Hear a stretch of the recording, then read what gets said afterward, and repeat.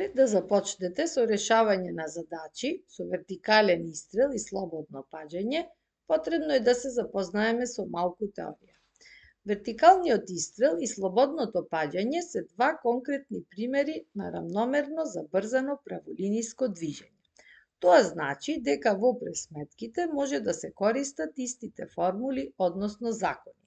Да се потсетиме дека кај рамномерното забрзано праволиниско движење ги користиме овие две формули. V еднакво на V0 плюс минус А по Т и S еднакво на V0 по Т плюс минус АТ на квадрат врз 2. Каде што V е брзината во даден момент, V0 е почетната брзина, А е забрзувањето, а Т е времето кое поминало. Додека во втората формула S е патот што го поминува телото. Сега кај вертикалниот истрел, наместо ова забрзување А, сега ќе го користиме забрзувањето Г, односно земјиното забрзување. Неговата вредност е 9,81 метар врз секунда на квадрат или метар по секунда на минус 2.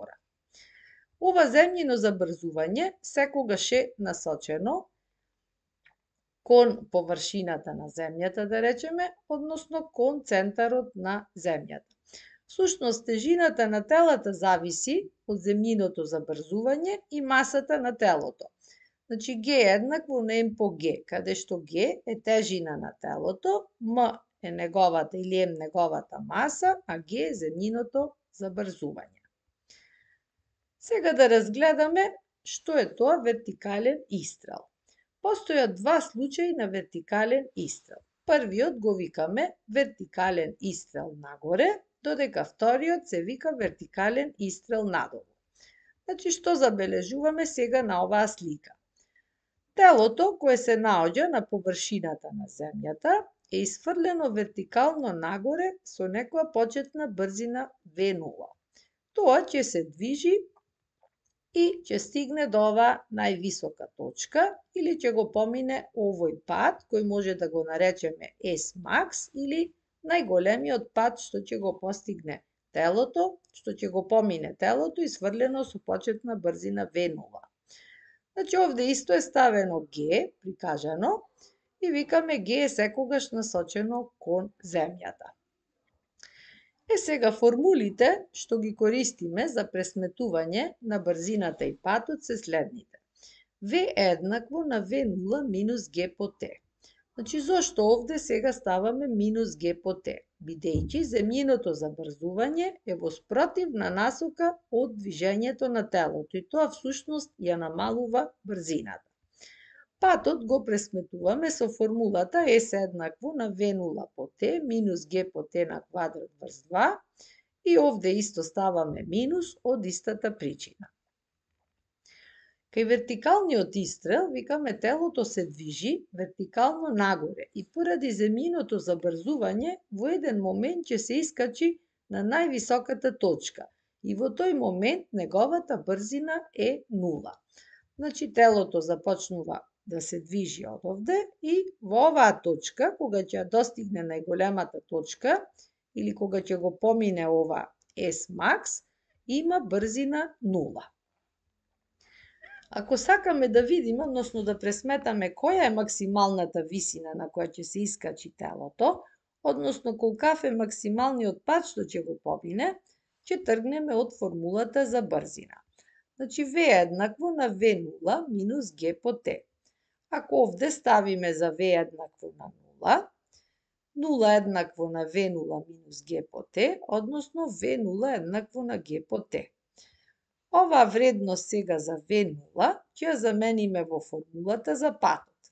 Значи, што имаме сега? S еднакво на V0 по Т минус GT на квадрат врз 2 еднакво, сега наместо V0 пишуваме G по T минус GT на квадрат врз 2, па имаме GT на квадрат минус GT на квадрат врз 2, и ако овие две ги запишеме на еднаков именител, че нели долу имаме 2, 2 делиме со единицата, овде е 2, помножено со GT на квадрат е 2 GT на квадрат минус GT на квадрат или GT на квадрат врз 2. Значи, што добиваме за максималниот пат, односно највисоката точка до која ќе се искачи телото, значи дека S max е G по T на квадрат врз 2. Доколку сакаме да ја пресметаме координатата y во даден момент од времето, тогаш ја користиме формулата y еднакво на y0 плюс v0 по t минус g по t на квадрат врз 2, каде што y0 е некоја почетна положба на телото. Сега најчесто телото се изфрла од површината на земјата, значи оваа координата y0 е 0 и формулата добива форма y еднакво на v0 по t минус gt на квадрат врз 2. Всушност, y координатата е патот што го поминува телото, изфрлено вертикално нагоре. Сега да ја разгледаме ситуацијата на вертикален истрел надолу. Значи сега телото се наоѓа на некоја висина h, или овде исто обележана како почетна координата y0, и тоа се изфрла вертикално надолу со некоја почетна брзина v0. Исто така забележуваме нели дека G е во истата насока како претходно, односно кон центарот на земјата. Значи сега во формулите ќе го користиме знакот плюс. Значи брзината v ќе биде v0 плюс g по t. Значи зошто сега овде ставаме плюс g по t? Бидејќи земјиното забрзување викаме во иста насока на движењето на телото и тоа всушност ќе придонесе да се зголеми почетната брзина на телото. Патот го пресметуваме со формулата S еднакво на v0 по t плюс g по t на квадрат врз 2. Значи овде ставаме плюс од истата причина. Координатата y, значи еднаква на y0, тоа е почетната каде што се наоѓа телото, минус v0 по t минус gt на квадрат врз 2. Или понекогаш може да ја запишеме како h минус v0 по t минус gt на квадрат врз 2, значи каде што h е нели висината на која се наоѓало телото. Сега да го разгледаме случајот на слободно паѓање. Значи, ако размислиме, слободното паѓање всушност е вертикален истрел надолу со почетна брзина v0 еднакво на 0.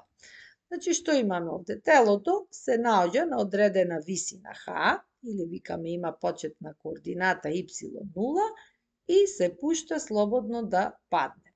Тоа всушност паѓа поради земјиното забрзување или гравитацијата.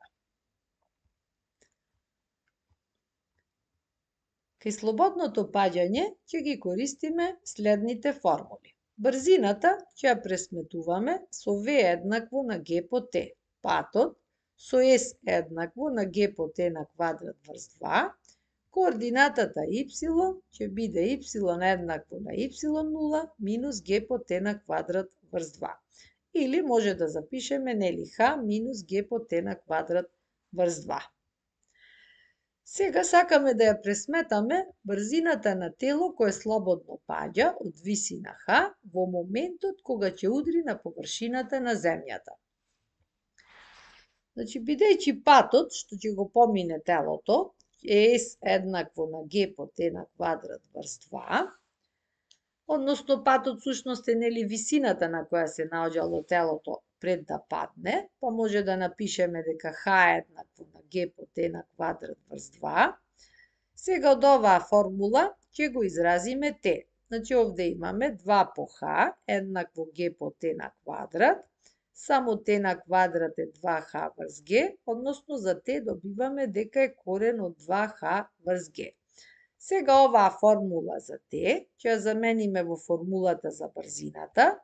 Значи имаме нели v еднакво на g по t или v еднакво на g по квадратен корен од 2h врз g. Кога ова g ќе го внесеме внатре под коренот, да речеме, треба да го квадрираме. Значи имаме g на квадрат по 2 по h врз g или целото тоа ќе биде корен од 2gh. Всушност ја добиваме формулата како да ја пресметаме брзината на тело кое слободно паѓа во моментот кога ќе удри на земјата. Значи тоа е V еднакво на корен од 2GH, или може и да напишеме, нели, V е корен од 2GS. Всушност висината од која паѓа и патот што го поминува телото се исти. Сега да разгледаме нешто интересно, кога имаме комбинација од вертикален истрел нагоре и слободно паѓање. Всушност тоа се случува во реалниот живот, ако едно тело го изфрлиме нагоре со почетна брзина V0, тоа ќе се движи до одредена висина и кога ќе застане, ќе почне слободно да паѓа. Значи тоа е овде представено на сликата. Значи имаме тело изфрлено со почетна брзина V0, се движи нагоре, во овој момент неговата брзина е 0 и тоа почнува слободно да паѓа.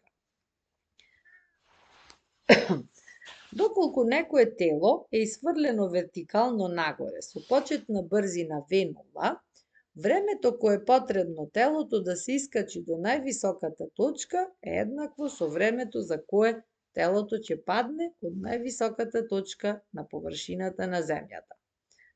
Значи овде сега што имаме, телото прво го поминува патот од површината на земјата до највисоката точка, или имаме вертикален истрел нагоре. Формулата е V еднакво на V0 минус G по T, бидејќи V еднакво на 0 во највисоката точка, кога ќе замениме, ќе добиеме дека V0 е G по T, или викаме T еднакво на V0 врз G. Значи времето за кое ќе се искачи до највисоката точка се определува со оваа формула. После искачувањето телото почнува слободно да паѓа. Кај слободното паѓање брзината е G по T. Значи времето за кое ќе падне е V врз G. Всушност ова време и ова време се еднакви. Ако ги разгледаме овие две формули, ќе заклучиме дека почетната брзина ќе биде еднаква со брзината со која телото ќе удри на земјата. Овде имаме еден пример во кој ќе покажеме дека времето за кое телото изфрлено со почетна брзина V0 вертикално нагоре е еднакво со времето на слободното паѓање и исто така дека брзината со која изфрлено телото V0 е еднаква со брзината во моментот кога ќе падне на земјата. Значи прво нели имаме вертикален истрел нагоре и да речеме дека во овој наш пример почетната брзина на телото е V0 20 метри во секунда.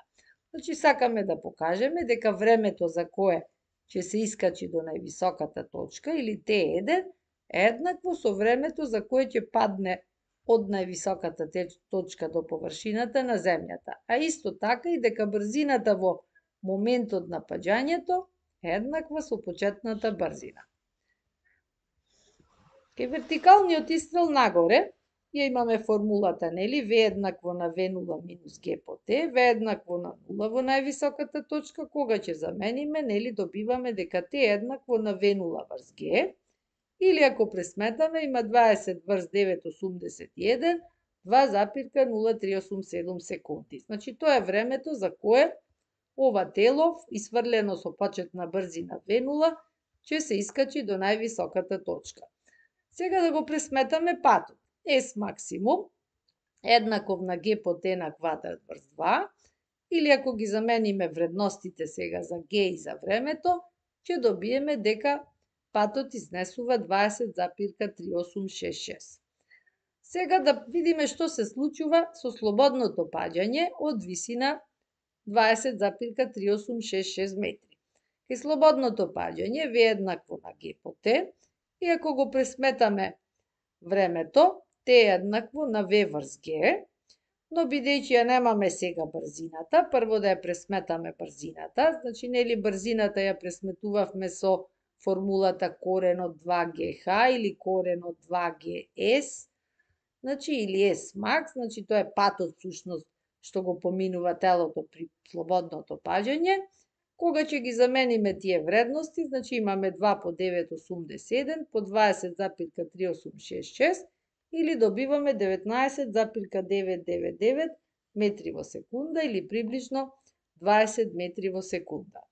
Значи, што добиваме? Дека брзината е еднаква со почетната брзина. Сега да го пресметаме и времето за кое ќе падне телото при слободното паѓање, V врз G, всушност ја имаме истата брзина, поделено со 9,81, значи добиваме дека времето за кое ќе падне е еднакво со времето за кое ќе се искачи до највисоката точка.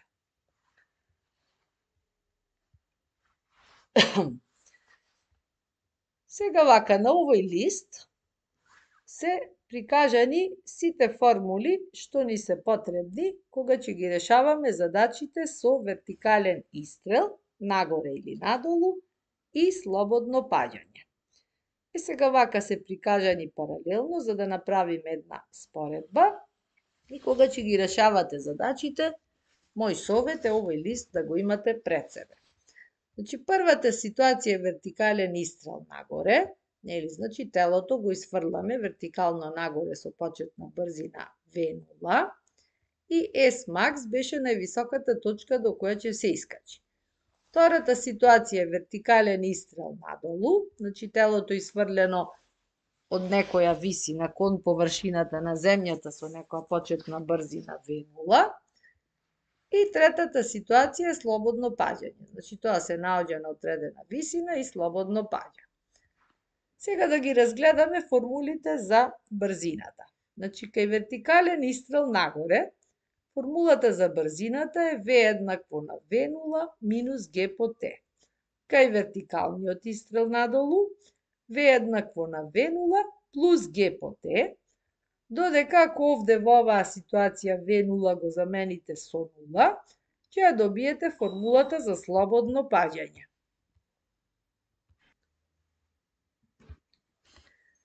Значи, овие формули за брзината се основните формули. Значи, ова овде за вертикален истрел нагоре, за вертикален истрел надолу и за слободно паѓање.